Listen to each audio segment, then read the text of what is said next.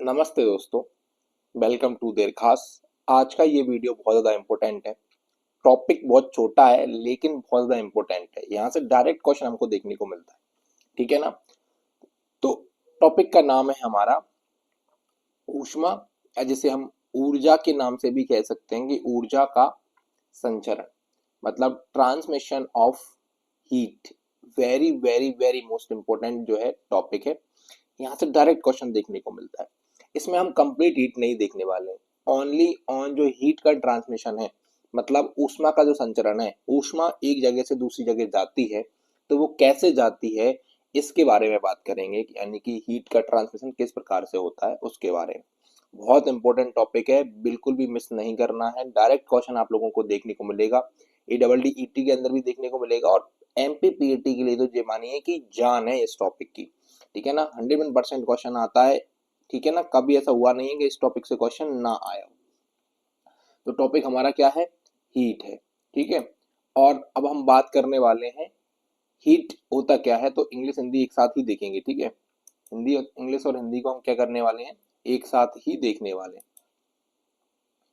देखिए जरा, सबसे पहले हम बात करेंगे कि जो हीट होती है, वो हीट जो है वो heat as a form of energy. तो जो हीट है वो ऊष्मा का ही एक रूप है।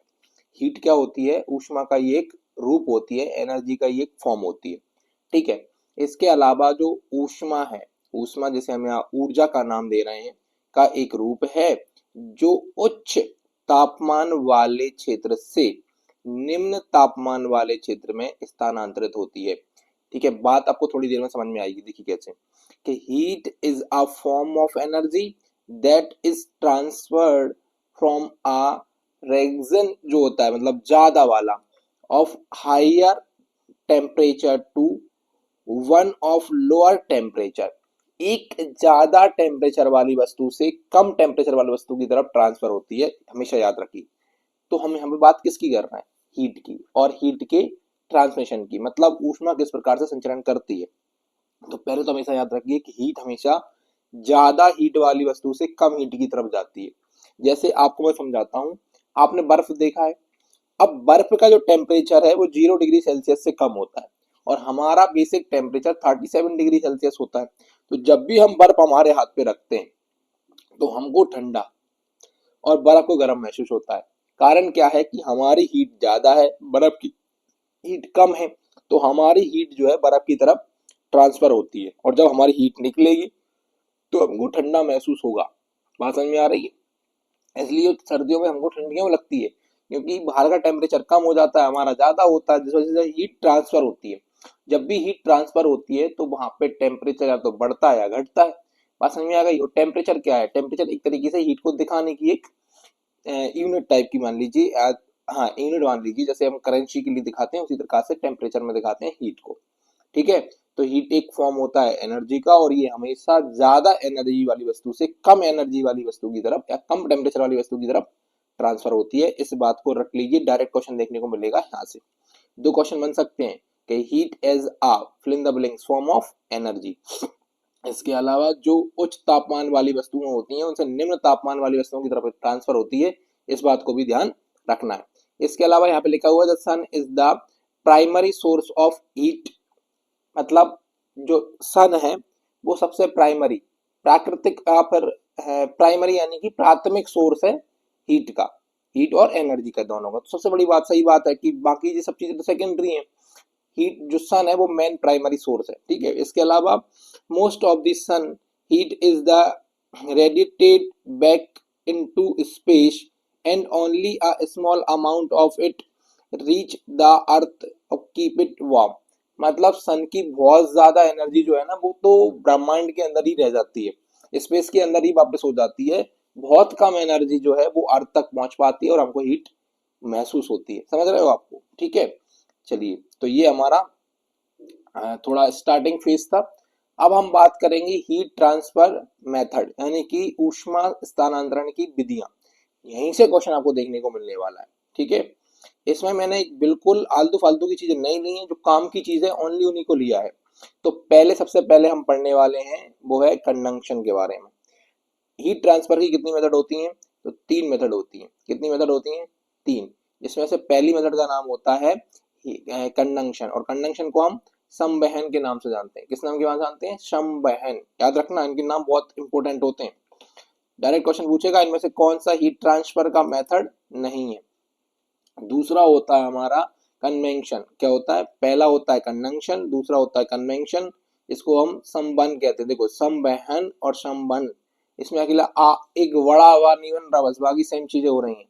ठीक है। और अगला होता है हमारा रेडिएशन। अगला क्या होता है? रेडिएशन, जिसे हम विकिरण के नाम से जानते हैं।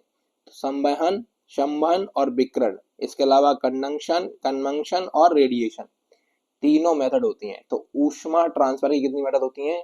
3 मेथड होती है, कंडक्शन, कन्वेंशन और रेडिएशन, यानी कि संवहन, संवहन और विकिरण। ठीक है। इनके नाम बहुत अच्छे तरीके से याद रखना। मैं अभी बता रहा हूँ कौन सी मेथड से कौन सी वाली हीट ट्रांसफर होती है।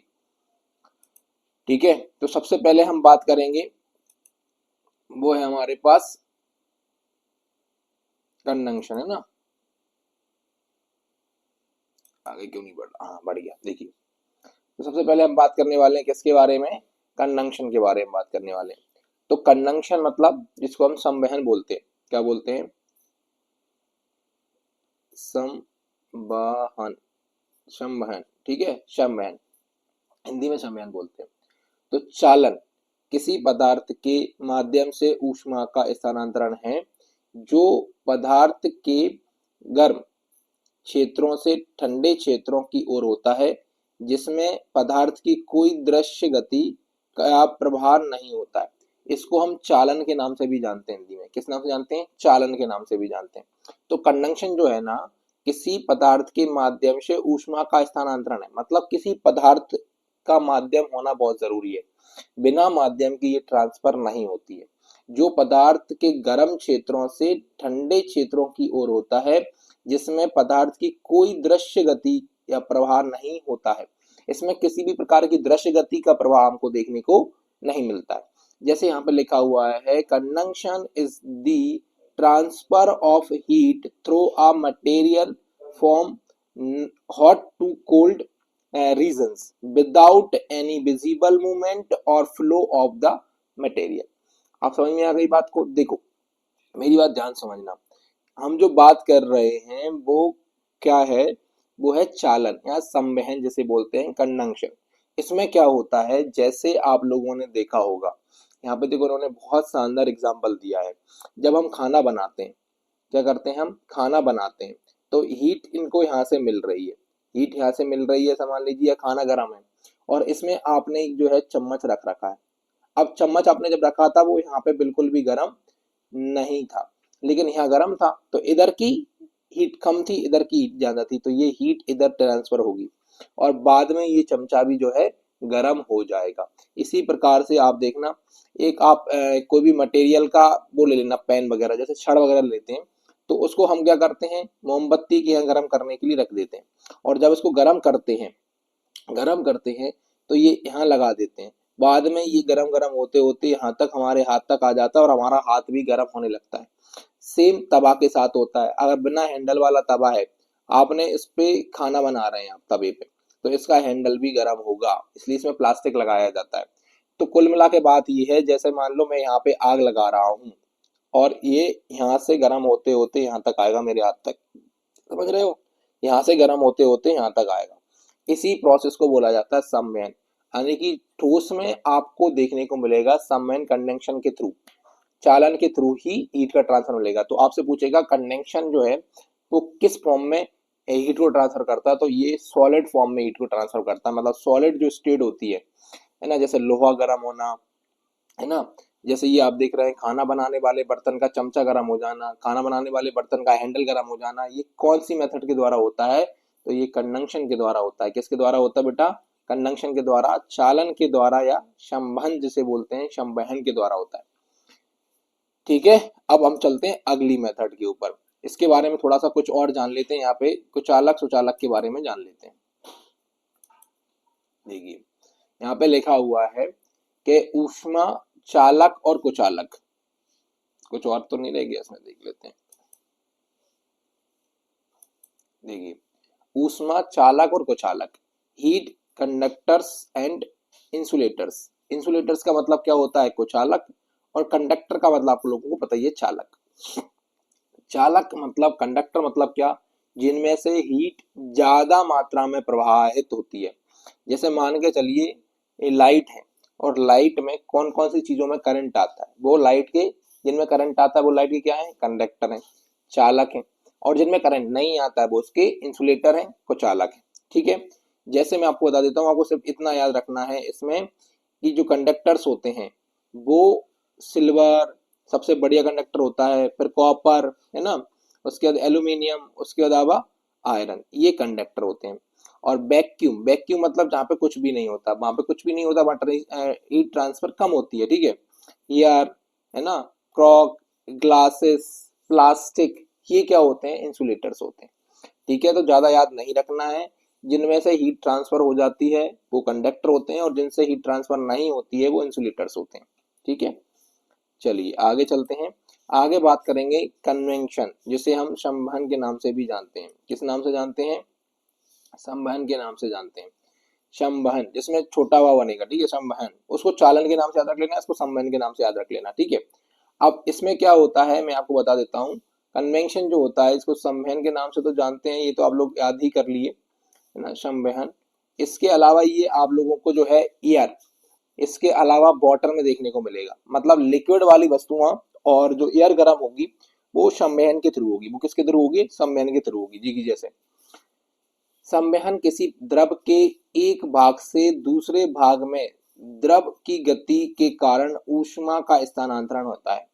मतलब संवहन किसी द्रव के एक भाग से दूसरे भाग में द्रव की गति के कारण ऊष्मा का स्थानांतरण होता है। ठीक है, तो convection is the transfer of heat from one part to fluid to another by the movement of a fluid itself. जो खुद के द्वारा वो करता रहता है ना, पानी ऊपर नीचे, उसकी वजह से होता है। A fluid is a substance which can flow। इसके अलावा लिक्विड्स एंड गैसेस है ना, आर क्या होती हैं, फिल्टर्स होती हैं। अब मेरी बात समझना, आप तो बस इतना याद रखिए, कन्वेक्शन जो होता है वो द्रवों में होता है और एयर में होता है। द्रव में होता है और एयर में होता है। इसके अलावा मैं आपको सारी चीजें याद करवाता हूँ। जैसे मानिए किस तरीके से काम करता है ये, तो ये आप लोगों का पानी गर्म हो रहा है। क्या हो रहा है, पानी गर्म हो रहा है। पानी कैसे गर्म होता है, जैसे आप यहाँ से इसको आग दे रहे हैं, यहाँ से क्या दे रहे हैं, आग दे रहे हैं। अब यहाँ से ये आग जल रही है ना, तो ये बेटा पहले यहाँ के पानी को गर्म करेगी। क्या के पानी गर्म करेगी, यहाँ के। अब ये पानी जब गर्म हो जाएगा तो ये द्रव की और एयर की कंडीशन है कि ये जैसे ही गर्म हो जाती है ऊपर हो जाती है। गर्म पानी या गर्म हवा हल्की होने की वजह से ऊपर हो जाती है, और ठंडा पानी नीचे आ जाता है। और जो यहाँ पानी था, ये जो यहाँ पानी था ये वाला, ये आ जाएगा नीचे। ये कहाँ आ जाएगा, नीचे। अब मुझे बताओ, ये क्रम चलता रहेगा, ये गर्म हो गया, ये ठंडा हो गया, फिर अब ये जो ठंडा था ये वाला ऊपर वाले गर्म से ज्यादा गर्म हो जाएगा, तो फिर ये ऊपर चला जाएगा, ऊपर वाला नीचे आ जाएगा। और इसी प्रकार से हमारा पूरा का पूरा पानी क्या हो जाता है, गर्म हो जाता है। ठीक है, जैसे अब गर्मियों के दिन आ गए तो आप लोग देखेंगे सड़क में क्या होने लगता है। सड़कों पे हम देखते हैं कि बहुत दूर से हमको पानी सा उड़ता हुआ दिखाई देता है, जबकि वहां पास में जाके पता चलता है कोई भी पानी नहीं है। तो दूर से पानी बहुत जोर से, जैसे पानी भरा हो, ऐसे ऐसे ऐसे हिलता डुलता दिखाई देता है, जबकि वहां जाके देखते हैं तो वहां पे कोई भी पानी नहीं होता है। कारण क्या है, कारण है भैया ये हवा। जैसे आप देखेंगे हॉट जो एयर होती है वो ऊपर जाने लगती है और ठंडी एयर नीचे आती है। बात को समझिए, जैसे सड़क है बहुत जोर से गर्म, तो यहाँ की जो आसपास की हवा रहेगी सड़क के, वो हो जाएगी गर्म। और ऊपर वाली हवा थी ठंडी, तो ऊपर वाली हवा आएगी नीचे, नीचे वाली हवा जाएगी ऊपर। और इस प्रकार से पूरी हवा क्या हो जाएगी, गर्म हो जाएगी। तो लिक्विड और जो एयर होती हैं, गैसेस होती हैं, वो इसी प्रकार से गर्म होती हैं। इस मेथड का नाम होता है संवहन, जिसको हम कन्वेक्शन के नाम से जानते हैं। ठीक है, एग्जाम्पल आप लोगों को समझ में आ गए होंगे, अच्छे तरीके से देख लेना। चलिए यहाँ पे लिखा हुआ है कि कन्वेक्शन किस प्रकार से काम करता है, देखो इस पर विचार करते हैं। देखिए, गर्मी के दिनों में जब आप सड़क को देखते हैं तो आपको सड़क के ऊपर की हवा धुंधली दिखाई देती है, दे सकती है। इसका कारण क्या है, यह संवहन की प्रक्रिया है ना, जिसमें सड़क के ठीक ऊपर की गर्म हवा सड़क से ऊष्मा अवशोषित करके ऊपर उठती है। हालांकि इसकी व्याख्या थोड़ी जटिल हो सकती है, लेकिन संवहन रेगिस्तान में दिखाई देने वाले मृत तृष्णाओं को समझने में सहायक हो सकता है, जिसको अपन मृक्ष मक्षिका के नाम से पढ़ा होगा आप लोगों ने, है ना, मृक्ष मक्षिका के नाम से आपने पढ़ा होगा उसको। तो कुछ नहीं है, ये बात समझ में आ गई जो मैं बता रहा हूँ, वो यही होता है। नीचे वाली गर्म हो जाती है, अब ऊपर जाएगी, ऊपर वाली ठंडे बाद नीचे आएगी, ये चलता रहता है, ठीक है। ये रियल लाइफ एग्जांपल्स हो जाते हैं। अब हम बात करेंगे रेडिएशन के बारे में। किसके बारे में बात करेंगे? रेडिएशन, जिसे हम विकिरण बोलते हैं। क्या बोलते हैं बेटा? विकिरण बोलते हैं। विकिरण, विकिरण जो है ना, विकिरण ये बहुत इंपॉर्टेंट है और इससे कई बार क्वेश्चन पूछा हुआ है। चलिए बात करते हैं। जैसे यहाँ दिया हुआ है रेडिएशन यानी कि विकिरण, तो ये क्या है? विकिरण विद्युत चुंबकीय तरंगों के रूप में ऊष्मा का स्थानांतरण करता है, जिसके लिए किसी माध्यम की आवश्यकता नहीं होती है, मतलब सबसे पहले था चालन, जिसे अपन जो था कंडक्शन बोल रहे थे। तो कंडक्शन जो था उसमें सॉलिड वस्तुओं में ट्रांसफर होती है ये। फिर आया है कन्वेंशन, जिसे हम संवहन के नाम से जानते हैं। वो होता है जिसमें लिक्विड और एयर में ट्रांसफर होती है। और रेडिएशन वो होता है जिसमें मीडियम की आवश्यकता है ही नहीं, ठीक है। तो किसी भी मीडियम की आवश्यकता नहीं होती है, बिना मीडियम के ट्रांसफर करता है। तो radiation transfer heat in the form of electromagnetic waves which do not need a medium. इसको मीडियम की आवश्यकता नहीं होती। तो आपसे पूछेगा इनमें से हीट ट्रांसफर की कौन सी मेथड में किसी मीडियम की आवश्यकता नहीं होती? तो रेडिएशन की मीडियम की आवश्यकता नहीं होती है। इसके अलावा to reduce the loss of gain of heat by the radiation, an object should have a shiny silver and smooth surface, है ना। जैसे कि विकिरण जो है, विकिरण द्वारा ऊष्मा की हानि या वृद्धि को कम करने के लिए किसी वस्तु की सतह चमकदार बना सकते हैं आप, है ना। चांदी जैसी होनी चाहिए और चिकनी होनी चाहिए, तो उससे क्या होगा? रेडिएशन की वजह से चीजें कम डिफेक्ट होंगी, सीधी बात ये है ना। To increase the loss of gain of heat by the radiation, an object should have a duly black and rough surface, ऐसा होना चाहिए, ठीक है, गेन करने के लिए। तो आपको इतना कुछ ज्यादा याद नहीं रखना है, आपको इतना समझना है कि रेडिएशन हीट ट्रांसफर की मेथड है जिसमें किसी भी मीडियम की आवश्यकता नहीं होती है। अब इसके एग्जाम्पल देखो, एग्जाम्पल बहुत इंपॉर्टेंट है और एग्जाम्पल से जो है क्वेश्चन देखने को मिलता है। एग्जाम्पल से क्या होता है? क्वेश्चन देखने को मिलता है। देखिए, अब जैसे ये यहाँ पे दिया हुआ है, जैसे आप देखना, पहले सारी चीजें मैं आपको बता देता हूँ। यदि चालन ठोस पदार्थ से संबंधित है और और संवहन तरल पदार्थों से, तो सूर्य से पृथ्वी तक ऊष्मा कैसे पहुंचती है? क्वेश्चन ऐसा आ सकता है आप लोगों से कि चालन जो है यानी कि कंडक्शन, वो ठोस पदार्थ से संबंधित है। इसके अलावा संवहन जो है वो तरल पदार्थों से और एयर से संबंधित है। तो भैया फिर सन से अर्थ तक एनर्जी कैसे पहुंचती है? क्योंकि वहां तो ना सॉलिड है और ना एयर है और ना कौन है, ना कि वहां पे कोई लिक्विड चीज है। ये स्पेस की बात कर रहे हैं। किसकी बात कर रहे हैं भैया? स्पेस की बात कर रहे हैं। स्पेस में कुछ भी नहीं है ना। तो पृथ्वी और सूरज के बीच बहुत कम पदार्थ मौजूद है। इस वजह से फिर आई कैसे एनर्जी? तो रेडिएशन के थ्रू आती है। किसके थ्रू आती है भैया? इसका आंसर होगा रेडिएशन की, क्योंकि रेडिएशन को किसी भी मीडियम की आवश्यकता नहीं है। अब इस दूरी में, जैसे हम बात कर रहे हैं ना, इस दूरी में स्पेस में कोई भी मीडियम नहीं है, तो ना होने दो, रेडिएशन से हमारा काम चलेगा। किससे हमारा काम चलेगा? रेडिएशन से काम चलेगा, ठीक है। तो किसके थ्रू आती है? रेडिएशन के थ्रू आती है, इस बात को ध्यान रखना है। चलिए, रेडिएशन कैसे काम करता है? जैसे यहाँ पे लिखा हुआ है, ऊष्मा बिना किसी माध्यम, तरल, ठोस या गैस के तरंगों के रूप में यात्रा कर सकती है। विकिरण वह शब्द है जो पदार्थ के माध्यम के बिना ऊष्मा के संचालन का वर्णन करता है। Radiation is the term of describe heat movement without a medium of matter. बिना किसी मैटर के मीडियम के भी हीट को क्या कर सकता है? ट्रांसफर कर सकता है। इसको लिक्विड, सॉलिड और गैस की आवश्यकता नहीं है हीट को ट्रांसफर करने के लिए। बात समझ में आ गई? ये होता है रेडिएशन।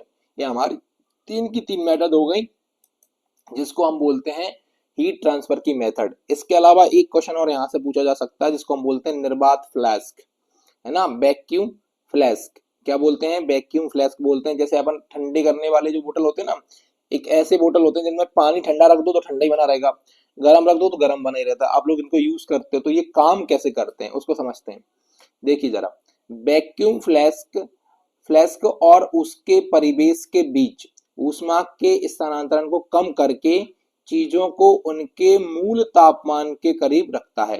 समझिए दोबारा से, वैक्यूम फ्लास्क फ्लास्क और उसके परिवेश के बीच ऊष्मा के स्थानांतरण को कम करके चीजों को उनके मूल तापमान के करीब रखता है। इस फ्लास्क की विशेष विशेषताओं के कारण चालन, संवहन, विकिरण द्वारा ऊष्मा का स्थानांतरण कम होता है। मतलब ये ऐसे बनाया गया है कि हीट ट्रांसफर की तीनों मेथड इस पे फेल हो जाती हैं। ना इसमें चालन काम करता है, ना संवहन काम करता है, ना विकिरण काम करता है। मतलब ना तो इसमें हम लोगों का कंडक्शन काम करेगा, ना कन्वेक्शन काम करेगा, ना रेडिएशन काम करेगा। इसलिए जब हीट ट्रांसफर ही नहीं होगी तो हीट जैसी है वैसी बनी रहेगी, जैसी है वैसी बनी रहेगी। तो ये कैसे काम करता है वैक्यूम फ्लास्क, वो परिवेश के बीच ऊष्मा के स्थानांतरण को कम कर देता है ना, हीट ट्रांसफर को रोक देता है। रोक तो नहीं सकता तो कम तो कर ही सकता है ना। इस वजह से क्या होती है, चीजें ठंडी की ठंडी और गर्म की गर्म बनी रहती हैं। तो ये आज का आप लोगों का वीडियो था हीट ट्रांसफर ट्रांसमिशन का, जिसमें हमने हीट की तीनों मेथड देखी, साथ में कुछ जरूरी चीजें उसकी हमने जानी। यहाँ से आप लोगों को 101% जो है क्वेश्चन देखने को मिलेगा। अभी तक कभी ऐसा नहीं हुआ कि इस टॉपिक से क्वेश्चन ना आया हो। ठीक है, तो इस वीडियो को बहुत अच्छी तरीके से देखना है और इन चीजों को लिख लेना है। बहुत छोटा वीडियो है, लेकिन बड़ा करने से कोई मतलब नहीं था। जो क्वेश्चन पूछे जाते हैं वही मैं आप लोगों के लिए लेके आया हूँ। इस वीडियो को शेयर करना है और चैनल पे अगर आप नए हैं तो हमारे साथ जुड़ जाना है, सब्सक्राइब कर लीजिए, बेल आइकन को प्रेस करना है, क्योंकि डेली वीडियोस आ रही हैं तो हो सकता है आप लोगों के पास ज्यादा वीडियोस की वजह से नोटिफिकेशन ना आए। तो नोटिफिकेशन को क्या करिए, ऑन करिए। इसके अलावा आपको वीडियो कैसा लगा है जल्दी से कमेंट करके बताना है, और आपको कौन कौन से टॉपिक्स में जो है ज्यादा दिक्कत आने वाली है उन टॉपिक्स का नाम बताइए, चैप्टर्स के नाम बताइए। इसके अलावा आपको सब्जेक्ट में कौन से में प्रॉब्लम आने वाली है पीईटी के लिए, उनके नाम बताइए, पीईटी और एडबलडीटी कि कौन कौन से सब्जेक्ट आप लोगों के लिए ज्यादा दिक्कत दे रहे हैं, जैसे कि फिजिक्स है, केमिस्ट्री है, बायो है, मैथ्स है, एग्रीकल्चर है, कौन से जो है सब्जेक्ट दिक्कत देने वाले हैं। तो उनके हिसाब से हम चीजों को फिर आगे पहले उनको करवा देंगे जो दिक्कत दे रहे हैं। ठीक है, और वीडियो ज्यादा से ज्यादा शेयर करना बेटा। नए बच्चों को हमारे साथ जोड़िए, अपने साथ जोड़िए, जिससे हमारी ये फैमिली आगे बढ़ सके और ज्यादा बड़ी हो सके। ठीक है, मिलते हैं नेक्स्ट वीडियो में, जब तक पढ़ते रहिए और मस्त रहिए।